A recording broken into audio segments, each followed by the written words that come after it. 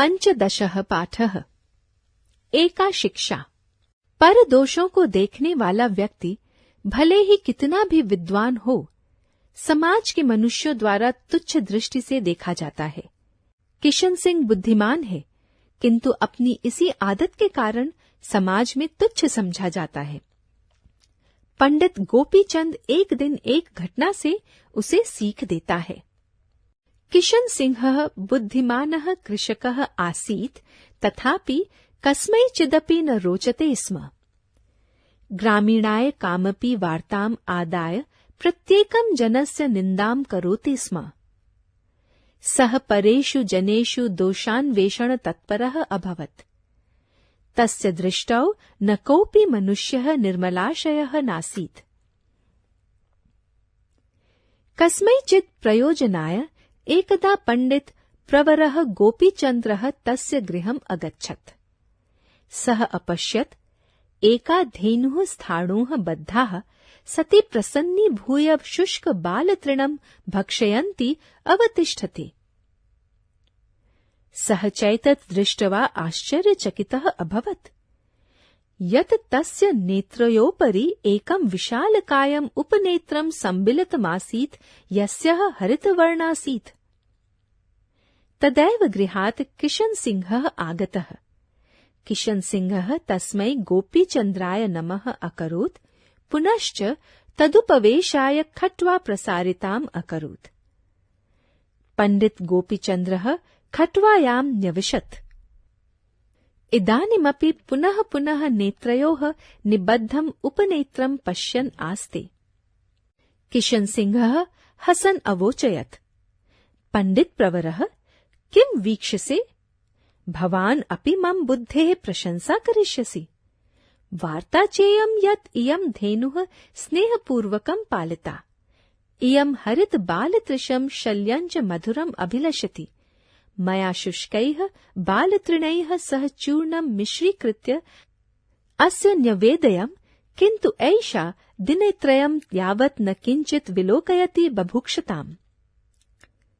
गां पश्यतु मां दुःख प्राप्नुमु, न काश्चिदोपायम् अवलोकितः। सहसा एकः उपायः बुद्धिं प्रवृष्टः अभवत्। अहम् आपणात् विशालकायं हरितवर्णम् उपनेत्रं क्रीत्वा समानयम्। एवं धेनोः नेत्रयोः इदम् उपनेत्रं निबद्धवान्। यदा तृणं चेयं हरितवर्णं विलोकितवती, तदा सा पुनः पुनः सरुचि तद्भक्षयत्। मम समस्या समाधानं चाभवत्। पंडितः प्रवरेण गोपीचन्द्रेण किशन सिंहस्य बुद्धिमतायाः भूरि भूरि प्रशंसाम् अकरोत्। पुनश्च किञ्चित् कालं तूष्णीभूय अवोचयत्, किशन सिंह, त्वं गवेः शुष्कं घास भक्षणाय दत्त्वा स्वकीयां समस्यां दूरीकृतवान्, किन्तु स्वान् दोषान् उपनेत्रस्थानीयान् कथं दूरीकरिष्यसि? एतत् किशन सिंहः लज्जितोऽभवत्। तदा किशन सिंहः निश्चयम् अकरोत् यत् मया भविष्ये ईदृशं कार्यं कदापि न कर्तव्यम्। शब्दार्थाः। Word meaning. कृषकः, किसान, फार्मर। ग्रामीणाय, ग्रामवासी के लिए। को, फॉर द विलेजर। वार्ताम आदय, बात को पकड़कर। Holding the matter. दोषान्वेषण तत्परः, दोषों की खोज में लगा रहने वाला। Indulged in finding out faults. दृष्टौ, नजर में। In the site. निर्मलाशयः, दोष रहित। Without faults. कस्मैचिद प्रयोजनाय, किसी कार्यवश। Due to some work.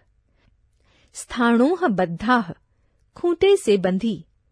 Tide to a peg. बालतृणम, घास, ग्रास। भक्षयन्ति, खाती हुई, ईटिंग। उपनेत्रम, चश्मा, स्पेक्टिकल्स। संबलित मासीत, बंधा हुआ था। वॉज टाइड, दृष्टवा, देखकर, लुकिंग। खट्वा प्रसारिताम अकरोत्, खाट बिछाई, बिछा दी, ले अ कॉट। न्यविशत, बैठ गया, पसर गया, हैज सैट। नेत्रयोः निबद्धम, टकटकी लगाकर देखना, गेजिंग। हसन अवोचयत, हंसता हुआ बोला, स्पोक वाइल लाफिंग। किम वीक्षसे, क्या देख रहे हो? What are you looking at? स्नेहपूर्वकम, प्रेम पूर्वक, विद अफेक्शन। शल्यंच, भूसा, स्ट्रॉ। मिश्रीकृत्य, मिलाकर, मिक्सिंग। बभुक्षताम, भूखी, भूखा, हंग्री। आपणात, बाजार से, फ्रॉम द मार्केट। क्रीत्वा, खरीदकर, परचेजिंग। सरुचि, रुचि के साथ, विद इंटरेस्ट। बुद्धिमत्तायाः, बुद्धिमानी की, ऑफ विजडम। भूरि भूरि, बहुत अधिक, वेरी मच। तुष्णीम भूयः, चुप होकर, बीइंग साइलेंट। स्वकीयाम, अपनी, हिज। दूरी कृतवान, दूर कर दी, सॉल्व्ड। स्वान दोषान, अपने दोषों को, वंस फॉल्ट्स। स्मरणीयम, रिमेंबर। तुमुन प्रत्यय, को तथा के लिए अर्थ प्रकट करने हेतु तुमुन प्रत्यय होता है। तुमुन का तुम शेष रहता है। तुमुन प्रत्यय के योग में क्रिया के लिए क्रिया की जाती है। तुमुन प्रत्ययांत शब्द अविकारी होती हैं। इनके रूप नहीं चलते। उदाहरण के लिए, सह पठितुम लिखितुम क्रोडितुम वा विद्यालयम गच्छते। तुमुन प्रत्ययांत का तथा प्रधान क्रिया का कर्ता एक ही होता है, जैसे सह भोक्तुम गच्छते। इच्छार्थक धातुओं के साथ तुमुन प्रत्यय जुड़ता है, जैसे सह अध्येतम गच्छति। समयवाचक शब्दों के साथ तुमुन होता है, जैसे कालः समयः वेला वा भोक्तुम। शक, सकना। धृष, धृष्ट होना, हिम्मत करना।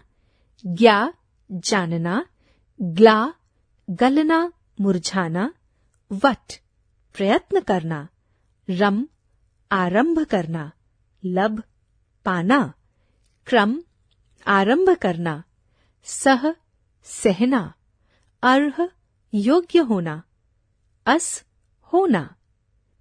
इन अर्थ वाली धातुओं के साथ तुमुन प्रत्यय आता है।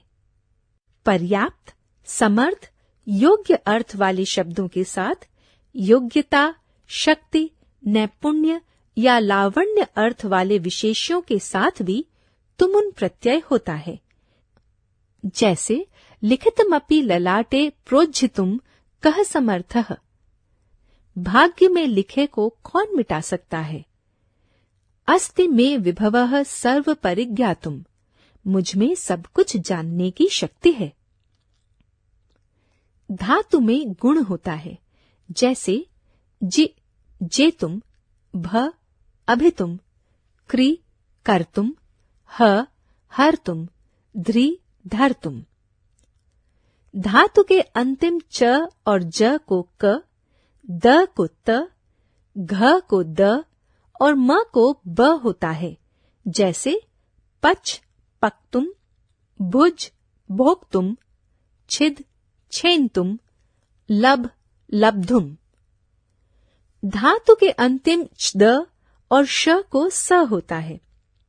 वृश्च, भ्रज, सृज, भृज, राज, भ्राज धातुओं के च व ज को श होता है।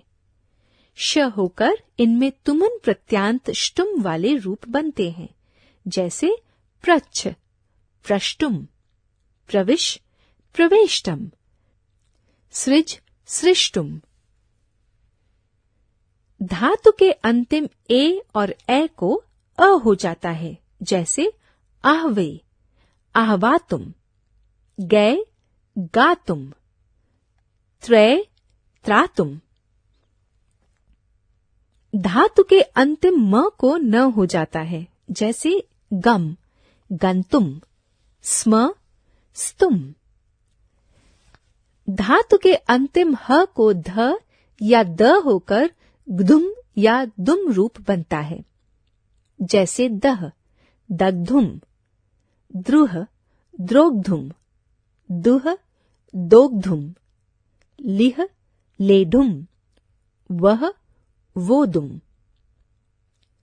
तुम में म का लोप हो जाता है यदि बाद में इच्छाए काम या मनस हो तो।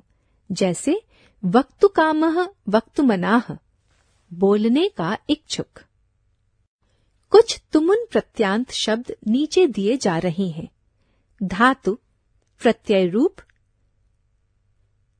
अद, अनतुम, खाद, खादितुम, अध जमा इ, अध्येतुम, गण, गणयितुम, अर्च, अर्चितुम, अस, अवितुम, गम, गंतुम, गर्ज, गर्जितुम, आ जमा रम, आरब्धुम, आ जमा रूह, आरोदुम, आ जमा लप, आलपितुम, ग्रि, गरितुम, गै, गातुम, ग्रस, ग्रसितुम, ग्रह, ग्रहीतुम, आस, असितुम, घ्रा, घ्रातुम, ए, एतुम, इश, एशितुम, चर, चरितुम, खन, खनितुम, क्षिप, क्षेप्तुम,